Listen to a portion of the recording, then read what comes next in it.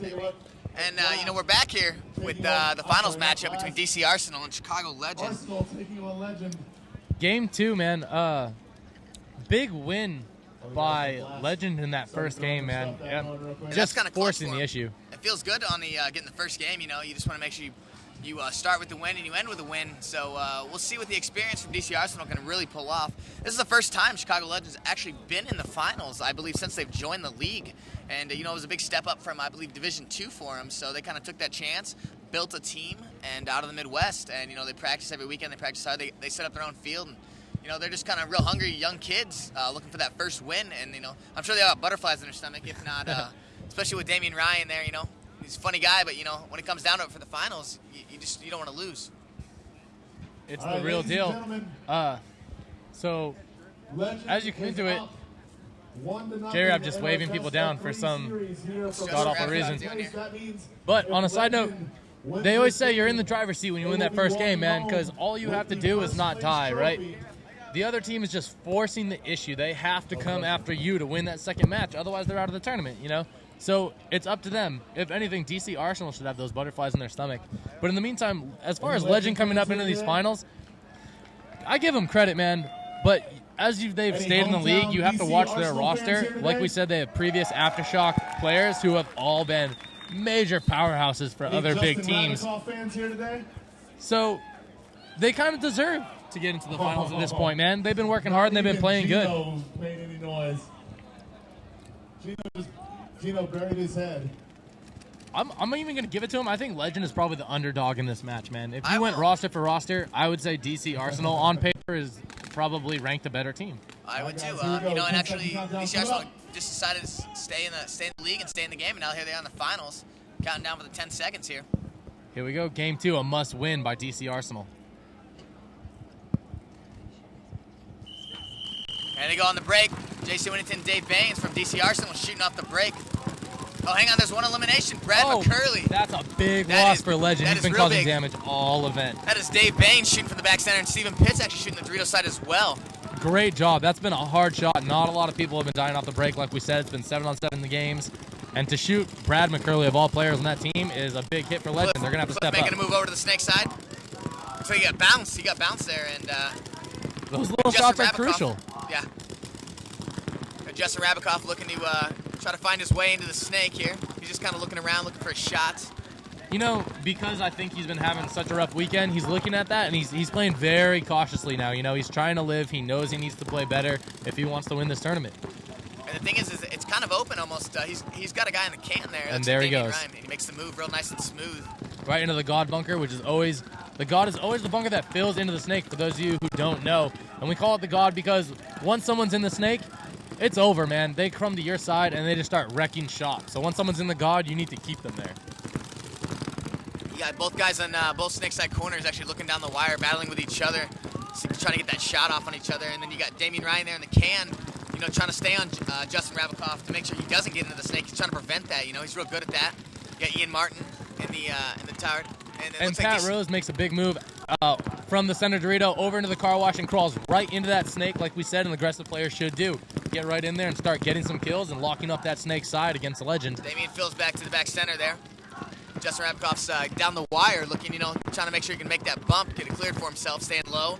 Looks like Damian is actually shooting the crack of the snake one. And Stephen Pitts actually makes a move into the car wash to go back up as Pat Rhodes in the car wash snake side there. And that's big because as soon as Stephen Pitt goes in there, Pat Rose needs to crawl straight to their side, knowing that Stephen Pitts is there, ready to fill if he dies, and just locking it down for anyone who tries to come bunker out Pat. It looks like Jerry makes a move over to the Dorito 1.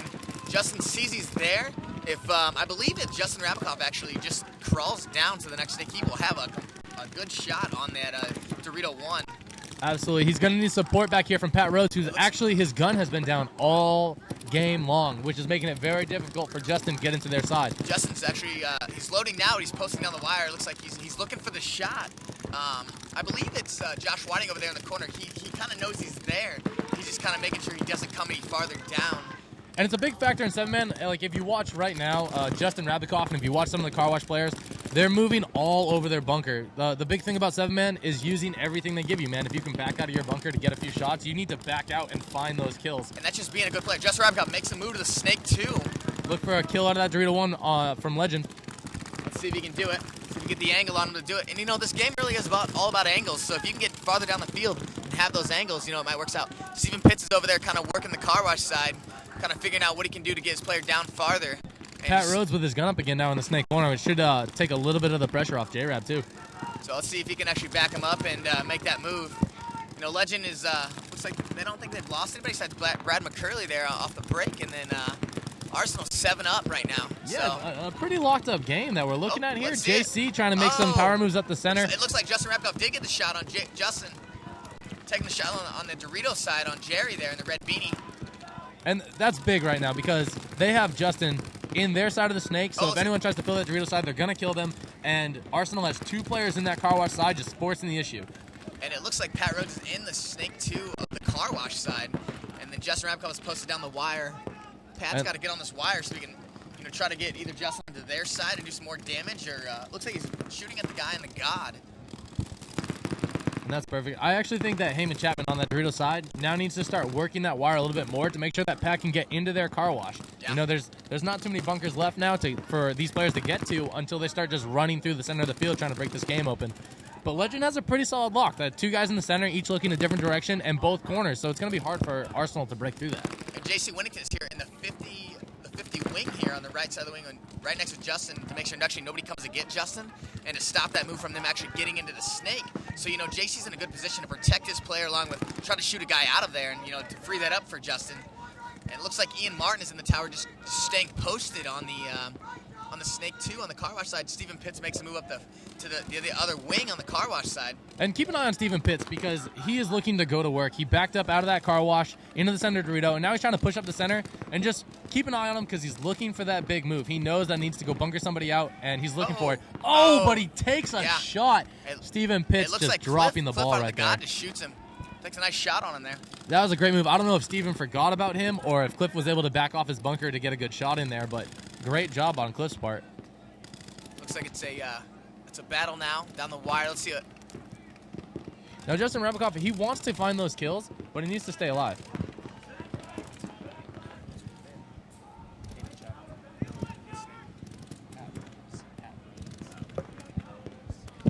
Looks like Heyman Chapman actually comes up to the car wash. He should actually be guarding over his player right now. It looks like he's low on paint as well. Coming out of the corner, Dave Baines moves from the tower to the corner. Absolutely. I mean, I think a lot of our cameras right here are on the snake guys who are only carrying 3-4 pods and still have paint on them. But if you can get a look at those back corner guys, Dave Baines has no pods left on his back. Pat Rhodes has 1 pod on his back, and Heyman Chapman has none. I mean, it's coming down to the wire. They really need to find a way to break this cross, and half of that is communication. They need to figure out which kill they want to go for and get a little backup and send the guy running through.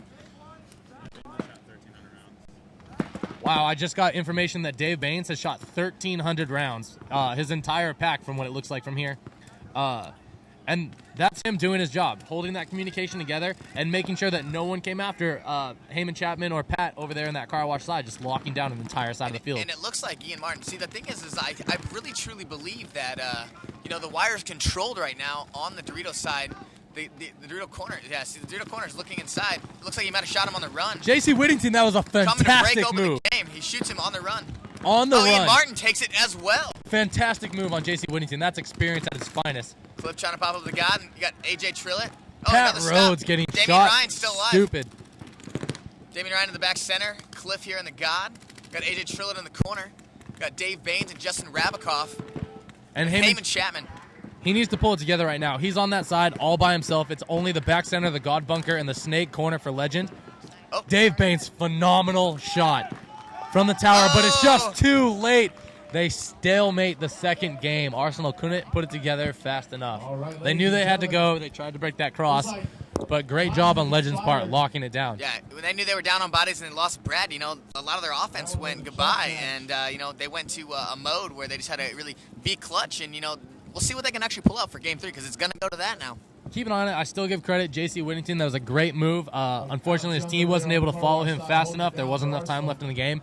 But that's a stalemate for Game 2, 1 game for Legend, and that means we're going to Game 3. If Arsenal is able to pull it off, we're going to one-on-ones. What a finals matchup, folks, here in D.C. Game 3, here it comes.